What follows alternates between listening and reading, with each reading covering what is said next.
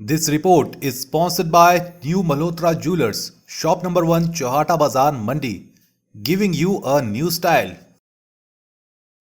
राज्य स्तरीय कारगिल विजय दिवस समारोह आज शिमला के ऐतिहासिक गेयटी थिएटर में मनाया गया। कार्यक्रम में मुख्यमंत्री जयराम ठाकुर विशेष रूप से उपस्थित रहे। इस दौरान कारगिल के वीर जवानों को याद किया गया और शहीदों के परिवारों को सम्मानित किया गया। कारगिल युद्ध में हिमाचल के 52 सैनिकों ने शहादत दी थी। इस युद्ध में देश के 4 जवानों को परमवीर चक्र मिला, जिनमें से 2 परमवीर चक्र हिमाचल को मिले। मुख्यमंत्री जयराम ठाकुर ने कहा कि आज का दिन गौरवशाली दिन है। देश की रक्षा के लिए जीवन न्यौछावर करने वाले शहीदों को श्रद्धांजलि देता हूं। 8 मई 1999 को कारगिल युद्ध शुरू हुआ, जो 26 जुलाई 1999 तक चला। इस युद्ध में भारत के 527 जवान शहीद हुए और 1300 से ज्यादा जवान घायल हुए। हिमाचल प्रदेश के 52 सैनिकों ने युद्ध में शहादत दी। प्रदेश के कैप्टन विक्रम बत्रा व राइफलमैन संजय कुमार को इसके लिए परमवीर चक्र मिला। हिमाचल जैसे छोटे प्रदेश के वीर सैनिकों ने देश की रक्षा के लिए हमेशा बढ़ चढ़कर हिस्सा लिया है। यह प्रदेश के लिए गौरव की बात है। आज कारगिल विजय दिवस है और कारगिल विजय दिवस के अवसर पर मैं सभी वीर सैनिकों ने जिन्होंने देश की रक्षा के लिए अपनी जान की कुर्बानी दी, उनको श्रद्धांजलि देता हूं और तथा दूसरे जो जवान वहां पर बहादुरी के साथ लड़े और इस विजय हासिल करने में जिनकी बहुत महत्वपूर्ण भूमिका रही, उनके उस योगदान को स्मरण करता हूं, उनके योगदान को साधुवाद देता हूं।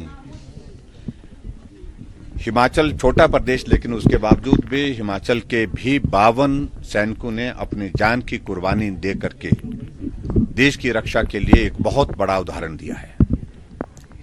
और उस दृष्टि से मैं ये कह सकता हूं कि कारगिल के विजय में हिमाचल प्रदेश के सैनिकों का भी एक बहुत बड़ा कंट्रीब्यूशन रहा है, योगदान रहा है।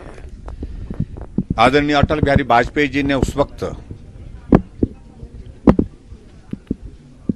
जो एक बहुत स्पष्ट संदेश दिया कि किसी में दबाव में आकर के, प्रभाव में आकर के हम अपनी सेना को अब नहीं रोकेंगे। अगर हमारे देश पर हमला किया है तो हमले का जवाब जो है उसी भाषा में दिया जाएगा और जब तक विजय हासिल नहीं की तब तक के लिए हम पीछे नहीं हटेंगे।